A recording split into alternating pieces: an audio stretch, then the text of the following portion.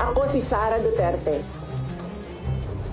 Tatakbo bilang Pangulo ng Pilipinas. Shukran.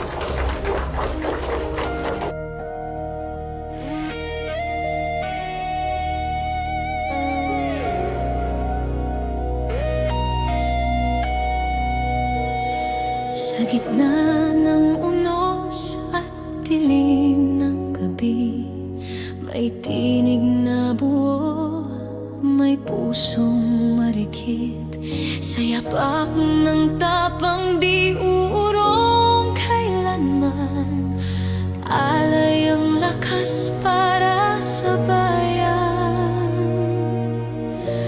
Inday Sara Duterte. Sa bawat hamon ay handang tumindig, para sa mahina siyang sandigan. Hinulan man ng mga paninira, siya'y nananatili.